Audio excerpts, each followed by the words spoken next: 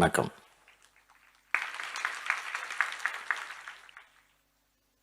கடந்த சில நாட்களாக காய்ச்சலும் தொண்டை வலியும் எனக்கு இருந்துச்சு. இப்போ காய்ச்சல் குறைஞ்சிட்டாலும் தொண்டை வலி மட்டும் இருக்கு. என்னுடைய குரலை கேட்கிறப்பவே உங்களுக்கு நல்லா தெரியும். அதனால தான் சில நாட்கள் வீட்டிலேயே முழு ஓய்வு எடுத்துக்கிட்டேன். இந்த வாரம் முழுக்க ஓய்வு எடுக்கணும்னு என்னுடைய மருத்துவர்கள் சொன்னாலும் என்னால் மக்களை சந்திக்காமல் இருக்க முடியாது.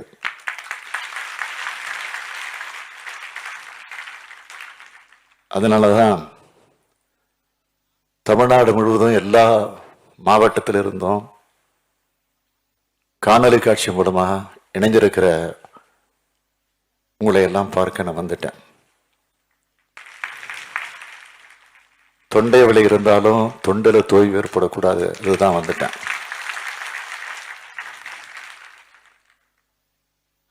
உங்களை பார்க்கும்போது என்னுடைய உடல் வலி எல்லாம் குறைஞ்சி மனசு மகிழ்ச்சியில் நிறைஞ்சிருக்கு. இந்த 1000 ரூபாயை வாங்கும்போது உங்களுக்கு ஏற்படுகிற மகிழ்ச்சியை விட கொடுக்கும்போது எனக்கு தான் அதிகமான மகிழ்ச்சி ஏற்படுது. அந்த மகிழ்ச்சியை விட சிறந்த மருந்து எதுவாக இருக்க முடியும்? அதனால தான் மருத்துவர்கள் அறிவுரையை மீறி இந்த விழாவுக்கு வந்துட்டேன். குடும்ப தலைவிகளுக்கு 1000 ரூபாய் உரிமை தொகை வழங்கப்படணும்னு தேர்தலுக்கு முன்னாடி சொன்னோம். அப்போ சில சொன்னாங்க, என்ன சொன்னாங்கன்னா, இதெல்லாம் நிறைவேற்ற முடியாத வாக்குறுதி, இவங்க ஆட்சிக்கு வரவே மாட்டாங்க. இது மாதிரி ஒவ்வொருத்தரும் நிறைய சொன்னாங்க, கட்டணம்லாம் பார்த்தாங்க. ஆனால் நீங்கள் எல்லாரும் என்ன சொன்னீங்கன்னா, திமுக தான் ஆட்சிக்கு வரணும், திமுக சொன்னா நிறைவேற்றும்,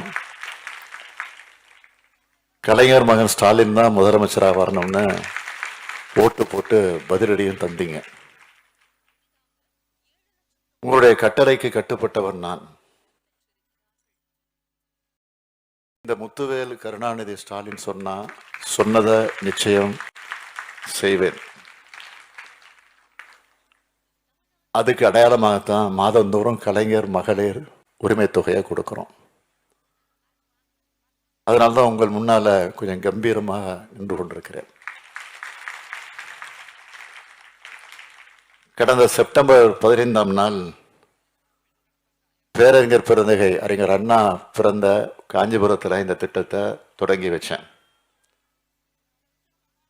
செப்டம்பர் 15 அக்டோபர் 15ன்னு 2 மாசத்துக்கான 2000 ரூபாய் 1,06,00,000 சகோதரிகள் வாங்கிட்டாங்க. இந்த முறை முன்கூட்டியே இன்னைக்கு மாலைக்குள்ள அடுத்த 1000 ரூபாயும் உங்களுக்கு வந்து சேர்ந்துடும். மகளிருக்கு சொத்துரிமை, கல்வி, வேலைவாய்ப்பு, உள்ளாட்சி அமைப்புகளில் இடஒதுக்கீடு கொடுத்து உங்களோட உரிமைகளுக்காக பாதுகாவலராக இருந்த தமிழகத்தில் ஒரு கலைஞருடைய 100ஆண்டுல தொடங்கி கொடுக்கப்படக்கூடிய தொகை இந்த தொகை. இது உதவி தொகை இல்லை, உரிமை தொகை. இந்த உரிமை தொகை உண்மையிலேயே தேவையும் தகுதியும் உள்ள அனைத்து மகளிருக்கு போய் சேருங்கிறதுல நம்ம அரசு ரொம்ப கவனமா இருந்துச்சு. பிஏஓ ஆஃபீஸு, தாலுகா ஆஃபீஸுன்னு எங்கேயும் போய் அலைச்சல் படாமல் பொதுமக்களுக்கு எந்த சிரமமும் இல்லாமல் இருக்கணும்னு அரசே உங்ககிட்ட வந்து விண்ணப்பங்களை வாங்க எப்படி வாங்கினாங்களோ அதே மாதிரி அந்த விண்ணப்பங்களை வாங்குவதற்கு முகாம்களை அமைக்க சொன்னேன். கடந்த ஜூலை 24ஆம் தேதி தருமபுரி மாவட்டம் தோப்பூர்ல அந்த முகாம் நானே நேரில் போய் தொடங்கி வச்சேன். ஏறக்குறைய 1,63,00,000 மகளிர் விண்ணப்பிச்சாங்க. இதுக்கும் சில விமர்சனம் பண்ணாங்க. தகுதியுள்ள மகளிருக்கு உரிமை தொகை வழங்கப்படணும்னு சொன்னதை தேர்தல் வாக்குறுதிக்கு முரணா செய்யறாங்கன்னு பேசுறாங்க. நம்ம தொடக்கத்தில் இருந்த தெளிவா சொன்னோம், தகுதி உள்ளவங்க யாருன்னு நேர்மையான பாரபட்சமற்ற விதிமுறைகள் அந்த அடிப்படையில் அரசு சார்பில் வெளியிட்டு தமிழ்நாட்டில் இருக்கிற அத்தனை குடும்ப அட்டைதாரர்களையும் விண்ணப்பிக்க சொன்னோம். இந்த திட்டத்தோட நோக்கத்தையும் விதிமுறையுடைய குறிக்கோளையும் மக்கள் உள்ளார்ந்த புரிஞ்சுக்கிட்ட காரணத்தினால 2,24,00,000 குடும்ப அட்டைதாரர்கள்ல 1,63,00,000 மகளிர் மட்டும் விண்ணப்பிச்சாங்க. மக்களோட இந்த புரிதலே இந்த திட்ட விதிமுறைகளுக்கான நியாயத்தை காட்டுச்சு. விமர்சிச்சவங்க அமைதியாயிட்டாங்க. இப்படி விண்ணப்பிச்சவங்கள்ல இருந்து 1,06,58,375 தகுதியுள்ள மகளிர் தேர்ந்தெடுக்கப்பட்டு எல்லாருக்கும் அவங்களோட வங்கி கணக்குல இந்த திட்டத்துக்கு ஒரு நாள் முன்னாடியே, அதாவது செப்டம்பர் 14ஆம் தேதியே அந்த மாசத்துக்கான உரிமை தொகையான 1000 ரூபாய் அதை நம்ம வரவு வச்சோம். அந்த மாசம் வங்கி கணக்கு இல்லாத 2,42,956 பயனாளிகளுக்கு மணி ஆர்டர் மூலம் 1000 ரூபாய் வழங்கப்பட்டுச்சு. அடுத்து அக்டோபர் 15ஆம் தேதி வங்கி கணக்கில் வரவு வச்சோம். மணி ஆர்டர் மூலம் உரிமை தொகை வழங்கப்பட்ட மகளிருக்கு வங்கி கணக்கு தொடங்க நடவடிக்கை எடுத்துக்கிட்டு இருக்கோம். இவ்வளவு பெரிய திட்டம், 1 கோடிக்கு அதிகமான பயனாளிகள், அவர்கள் அனைவருக்கும் 1000 ரூபாய். ஆனா எந்த சின்ன புகாருக்கும் இடமில்லை. அதுதான் இந்த திட்டத்துடைய மிகப்பெரிய வெற்றி. அந்த பெருமிதத்தோடு சொல்கிறேன், கலைஞர் மகளிர் உரிமை திட்டம் நாட்டுக்கே முன்னுதாரணமாக அமைந்திருக்கக்கூடிய திட்டம். ஒரு திட்டம் பெற்ற வெற்றியை தொடரணும்னா அது தொடர்ந்து கவனிக்கணும். அதனால முகாம்களை விண்ணப்பிச்சு தகுதி இருந்தும் தேர்ந்தெடுக்கப்படாத விண்ணப்பதாரர்களுக்கு முகாமிலே பெறப்பட்ட விண்ணப்பங்கள்ல பதிவாகாம போன விண்ணப்பதாரர்களோட விண்ணப்பங்களும் தரவுகளோட தொடர்ந்து சரிபார்க்கப்பட்டுச்சு. இதுக்காக மட்டும் அரசோட பல்வேறு துறைகளை சார்ந்த ஏறக்குறைய 54,220 அலுவலர்கள் மாவட்ட அளவிலையும் கிராம அளவிலையும் நியமிக்கப்பட்டாங்க. அவங்க சரிபார்த்து ஒரு பட்டியலை எங்களுக்கு கொடுத்தாங்க. அதுல இந்த மாசத்துல இருந்து 7,35,000 மகளிர் புதிய பயனாளிகளாக சேர்க்கப்பட்டிருக்கீங்க. புதிய பயனாளிகளான என் அன்பு சகோதரிகள் அனைவருக்கும் முதல்ல என்னுடைய வாழ்த்துக்களை தெரிவிச்சுக்கிறேன்.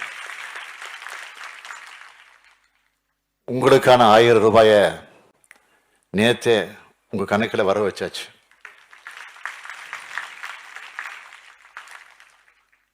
உங்களோட சேர்த்து மொத்தம் 1,13,84,300 பேர் கலைஞர் மகளிர் உரிமை திட்டத்தில் 1000 ரூபாய் இனி வாங்க போறீங்க. நீங்க மட்டும் இல்ல, தகுதியுள்ள யாரும் விடுபட்டு விடக்கூடாதுன்னு கவனமா இருக்கும். அதனாலதான் விண்ணப்பிச்சவங்க தேர்ந்தெடுக்கப்படலைன்னா ஏன் தேர்ந்தெடுக்கப்படலைங்கிற காரணத்தை குறுஞ்செய்தியா அனுப்பி வச்சோம். அந்த காரணம் ஏற்புடையதா இல்லைன்னா மேல்முறையீடு செய்யவும் வாய்ப்பு கொடுத்தோம். அதை பயன்படுத்தி மேல்முறையீடு செஞ்சாங்க. அவங்களோட விண்ணப்பங்களையும் பரிசீலனை பண்ணிட்டு இருக்கோம். சரிபார்ப்பு அலுவலர்கள் கலாய்வு செஞ்சு தகுதி பெறும் மகளிருக்கு வர டிசம்பர் மாசத்திலிருந்து கலைஞர் மகளிர் உரிமை திட்டம் மூலமா 1000 ரூபாய் வழங்கப்படும். தகுதியுள்ள எல்லாருக்கும் இந்த உரிமை தொகை கிடைக்கிற வரைக்கும் திராவிட மாடல் அரசோட பணி நிச்சயம் தொடரும். கடந்த மார்ச் 27 சட்டமன்றத்தில் இந்த திட்டத்தை பத்தி பேசும்போது ஏறத்தாழ 1 கோடி குடும்ப தலைவிகளுக்கு மாதம் 1000 ரூபாய் வழங்கிடும் வகையில் இந்த திட்டம் அமையும்னு நான் சொன்னேன். ஆனா இன்னைக்கு 1,13,84,300 பயனாளிகள் சேர்க்கப்பட்டிருக்காங்க. இதுதான் இந்த திட்டத்துடைய மிகப்பெரிய வெற்றி. இதே மாதிரியான திட்டம் வேற மாநிலங்கள்ல செயல்படுத்தப்பட்டப்போ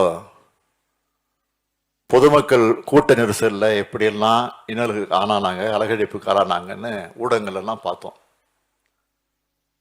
அது மாதிரி எந்த நிகழ்வும் இல்லாம அமைதியான முறையில் அனைத்து தகுதியுள்ள மகளிரையும் இந்த திட்டம் சென்று சேர்ந்திருக்கு. எந்த விதமான சர்ச்சைக்கும் இடமளிக்காத வகையில் இந்த திட்டத்தை செயல்படுத்தி காட்டின பெருமை அரசு அலுவலர்களையும் பணியாளர்களையும் தான் போய் சேரும். இந்த திட்டத்துக்கு பொறுப்பேற்றுக்கிட்ட மாண்புமிகு இளைஞர் நலன், விளையாட்டு மேம்பாட்டு மற்றும் சிறப்பு திட்டங்கள் செயலாக்கத்துறை அமைச்சர் தம்பி உதயநிதி அவர்கள் அரசு அலுவலர்களோடு இந்த திட்டத்தை, இதனுடைய செயல்பாடு குறித்த தொடர்ந்து ஆய்வுக் கூட்டங்களை நடத்திட்டு இருப்பார். அவருக்கு என்னுடைய வாழ்த்துக்கள். தொடர்ந்து களத்திலையும் ஆய்வு செஞ்சுக்கிட்டு இருக்கார். அது இனியும் தொடரும். அதுல எந்த சந்தேகம் உங்களுக்கு இருக்க வேண்டிய அவசியம் இல்லை. நம்முடைய தலைமைச் செயலாளர், வளர்ச்சி ஆணையர், நிதித்துறை செயலாளர் உள்ளிட்ட உயர் அலுவலர்கள் கடந்த சில மாதங்களா ஏறக்குறைய 50 முறைக்கு மேல கூட்டங்களை நடத்தி, ஆய்வு கூட்டங்களை நடத்தி இந்த திட்டத்தில் எந்தவித குறைபாடும் ஏற்படாம செயல்படுறதுக்கு குறித்து விவாதிச்சிருக்கிறாங்க. ஒட்டுமொத்தமா சொல்லணும்னா மாண்புமிகு அமைச்சர்கள், அரசு உயர் அலுவலர்கள், மாவட்ட ஆட்சியர்கள் முதல் தமிழ்நாட்டின் கடைகோடியில் உள்ள கிராம நிர்வாக அலுவலர், ஊராட்சி செயலர், இல்லம் தேடி கல்வி தன்னார்வலர்கள் என அனைத்து நிலை பணியாளர்களும் தொடர்ந்து உழைச்சதோட விளைவுதான் இந்த மாபெரும் வெற்றி. இது ஊர் கூடி இழுத்த தேர். ஊருக்காக நம்ம திராவிட மாடல் அரசு உருவாக்கிய தேர், மக்களின் தேர். இது தேசிய ஊடகங்களும் பிற மாநில அரசுகளும் கூட நம்மோட இந்த திட்டமிடல் நிர்வாக நடைமுறையை வியந்து பார்க்கிறாங்க. அந்த வகையில இந்த திட்டம் இவ்வளவு பெரிய இமாலய வெற்றி பெற உழைத்த எல்லாருக்கும் என்னோட மன நிறைந்த வாழ்த்துக்களையும் என் நெஞ்சார்ந்த நன்றியை தெரிவிச்சுக்கிறேன்.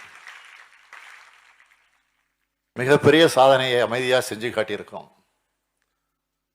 திராவிட மாடல் ஆட்சியில இந்தியாவுக்கு எடுத்துக்காட்டான மாநிலமா தமிழ்நாடு தொடர்ந்து வளரும் வளரும். நிறைவா தமிழ்நாடு முழுக்க இன்னைக்கு நிகழ்ச்சியில பங்கேற்ற சகோதரிகள் அனைவருக்கும் மீண்டும் உங்களின் ஒருவனான இந்த ஸ்டாலினோட வாழ்த்துக்களை தெரிவித்து விடைபெறுகிறேன். நன்றி, வணக்கம்.